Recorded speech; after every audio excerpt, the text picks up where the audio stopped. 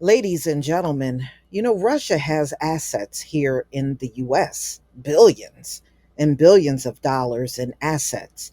Well, Congress just passed a bill that would unlock these assets that are frozen and give all of it to Ukraine. So, of course, this is going to cause a lot of major friction when this happens.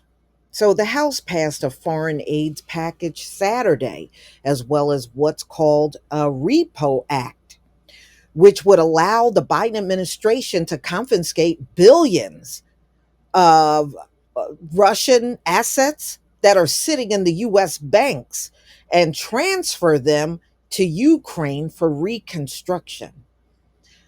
As far as I'm concerned, y'all, Ukraine is doing nothing but squandering all of this money. You got to think about all the money they're getting from the US, they're getting money from European nations on top of that. They're just squandering all this money.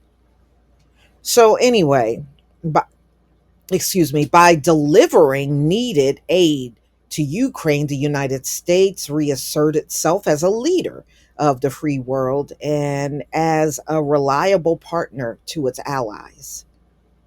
The US is obligated to help freedom fighters fight for their freedom, no matter more so than in Ukraine, whose self defense against Putin's aggression must be prevailed. So the Repo Act, which would authorize Biden to confiscate the frozen assets in US banks and transfer them through a special fund for Ukraine, is part of the foreign aid package that was stalled for months in the House. More than 6 billion of 300 billion in frozen Russian assets are sitting in US banks. Most of the 300 billion in assets are in Germany, France, and Belgium. On Wednesday, the House Speaker Mike Johnson released a package that would include tens of billions of dollars in aid for Ukraine, Israel, and Taiwan. Where's our reparations? We need our reparations. You got all this money to throw around. Our reparations need to be part of your package. So, anyway, I'm going to allow an opportunity for every single member of the House to vote their conscience. And, so he's just telling them to vote and defend the decision to allow the vote to go forward Saturday. And of course, Russian President Vladimir Putin and his government invested heavily in the euro and dollar over the years, keeping the ruble stable, planting $300 billion worth of foreign currency reserves. But in early 2022, following Putin's invasion of Ukraine, all of the group of 7 countries, the US, UK, Canada, France, Germany, Italy, and Japan, banded together and froze all of the $300 billion of Russia's foreign currency reserves held in banks in those countries, and most of it is in Europe. Russians were surprised when, right after the war started, the Europeans took the exact same measures as the United States, freezing all of the reserves that were there. And Japan did the same, which is why most of Russia reserves today are frozen in Western banks.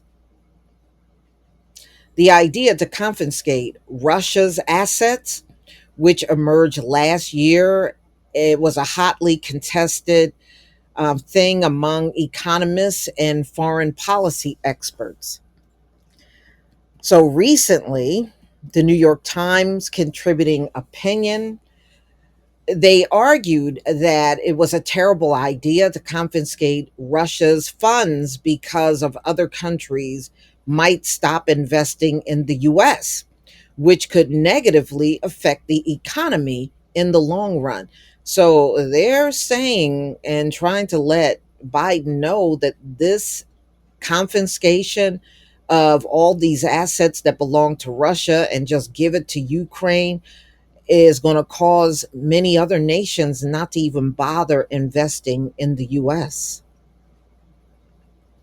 which is true.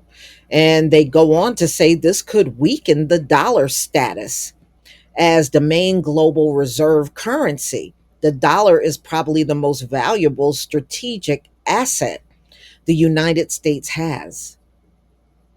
Mm. So there are those that say, well, this will hurt the dollar. It's bad for our reputation.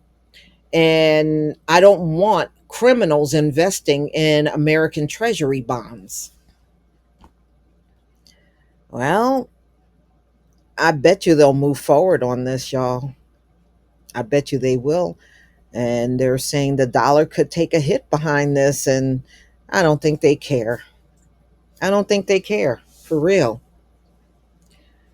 So, what do y'all think? Do you think? I think Ukraine has gotten so much money. I don't see where this is necessary to do. I really don't. They have been getting hand over fist money since 2022 from the US.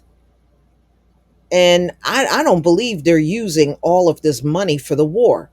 I believe a lot of the money is being pocketed, it's being squandered over there. I don't believe all of this aid that's been going there is been poured into the war. I don't believe that. I don't believe that for 1 second, y'all. Not for 1 second.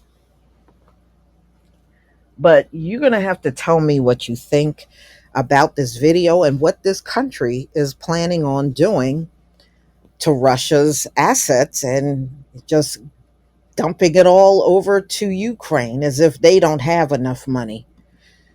Please leave your comment and subscribe. Don't forget to hit on the notification bell, and I'll see you on the next video. Peace, family.